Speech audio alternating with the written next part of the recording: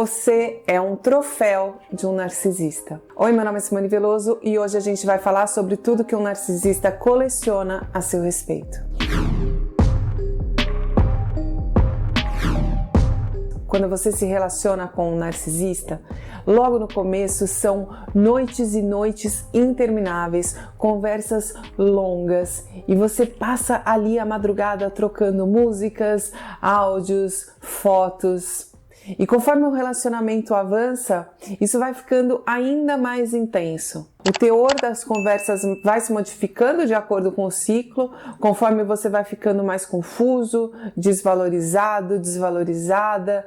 As conversas vão mudando, mas o WhatsApp acaba sendo um lugar onde tudo fica registrado. E quando a gente passa pelo descarte, por exemplo, por um tratamento de silêncio, a coisa mais comum é a gente pegar o celular e a gente começar a reler, ouvir os áudios, tentar entender o que aconteceu, ou muitas vezes passar uma madrugada inteira ouvindo os áudios para ver se tem um pouco de conforto, principalmente quando a gente está passando por esses momentos que são tão ruins. Quando a gente ouve uma mensagem do começo do relacionamento que era aquela coisa boa, aquela coisa gostosa, aquilo dá um conforto, parece que as coisas podem voltar a ser daquele jeito e a gente se apega nisso. Esses registros das coisas boas, as fotos, as partes legais, a gente guarda muito isso.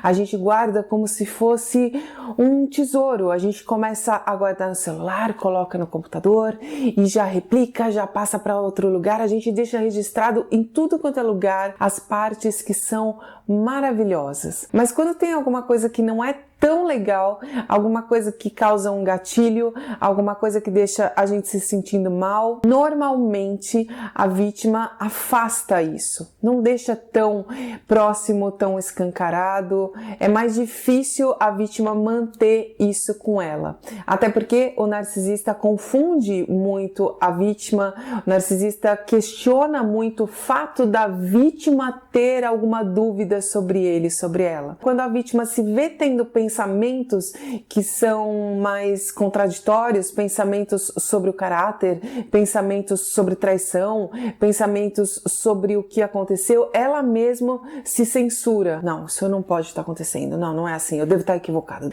Então a vítima afasta qualquer coisa que não seja uma memória feliz, uma lembrança feliz. Mas o fato é que o ciclo de abuso é extremamente confuso e a vítima se humilha muito, se sujeita demais, se submete demais. O poder de um narcisista fica registrado em todas as conversas, no áudio que você mandou se humilhando, nas fotos que você mandou, nas mensagens de texto que você ficou tentando ali implorar por um pouco de atenção durante um tratamento de silêncio. Enquanto você faz um movimento tentando entender e montar um quebra-cabeças olhando essas mensagens, o narcisista tem também o registro de tudo isso e acessa por outros motivos. Todas essas mensagens, fotos e áudios representam para o narcisista todo o poder que ele exerceu sobre você e todas as pessoas com quem ele se relacionou. O narcisista tem absolutamente tudo sobre todas as pessoas que passaram pela sua vida. Ele coleciona isso como sendo troféus.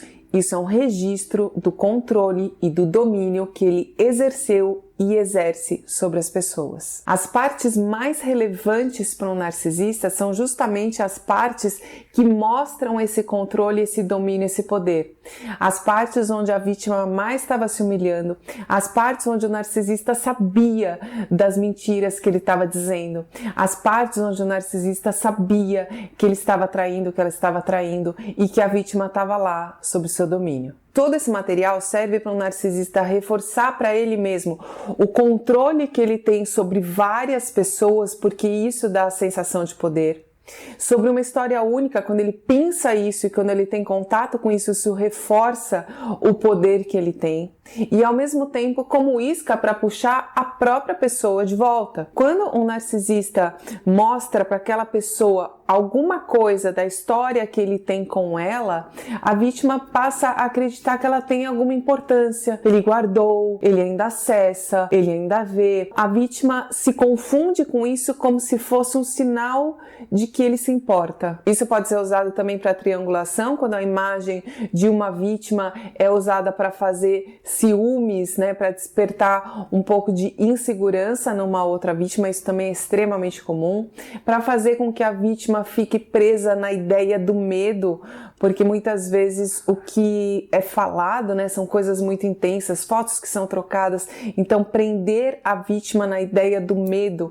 O narcisista, ele coleta muito da vítima e ela fica presa na sensação de que alguém tem muito sobre ela. Essa insegurança muitas vezes faz com que a vítima mantenha as portas abertas justamente pelo medo que ela sente de bloquear. O narcisista também pode usar isso para difamar suas vítimas e para prender elas na ideia da difamação, para que elas fiquem inseguras tendo medo da difamação. Todas as pessoas que passam pela vida de um narcisista ajudam a reforçar na cabeça dele, na cabeça dela, a ideia de superioridade e poder que eles acreditam que tem. A vítima serve como um reforço, como um regulador o tempo inteiro, né? Um mecanismo constante.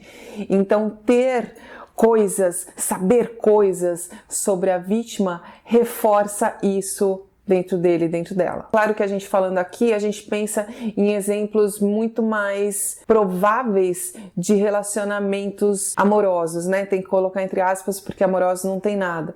Mas isso é super possível quando a gente está falando de mães narcisistas, quando a gente está falando de chefes narcisistas, amigos narcisistas, porque a troca de informação, né? Ela acontece, o narcisista é muito sedutor. Ele faz com que a vítima fale coisas, com que ela entregue coisas, com que ela passe coisas. Então isso pode acontecer em qualquer relação com o narcisista. Ele coleciona como se fosse troféus.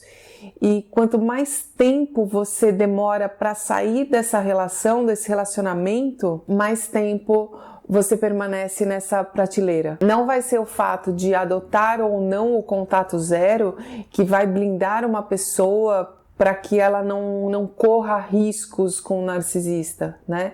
Essa ideia de que não fechar as portas vai te manter seguro é uma falsa segurança. Isso não dá uma segurança para a pessoa. Muito pelo contrário, o contato zero, o afastamento, fazer com que essa pessoa não te enxergue mais, não servir mais como fonte de suprimento, afastar a sua vida vai te colocar muito mais em segurança. Contato zero para quem pode adotar, né? Para quem não pode, o método pedra cinza sempre vai ser a melhor estratégia. E claro que quando a gente fala em narcisismo, isso só pode ser diagnosticado por um psicólogo, um psiquiatra que esteja acompanhando regularmente essa pessoa, então isso aqui não serve como um diagnóstico, mas serve como um norte caso você acredite que esteja passando por esse tipo de situação, inclusive para que você possa procurar ajuda.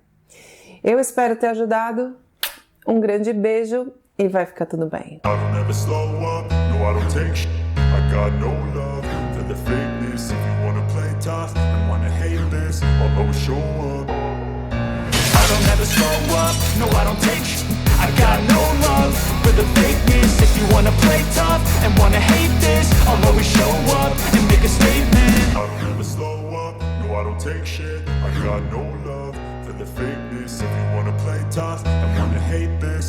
show up.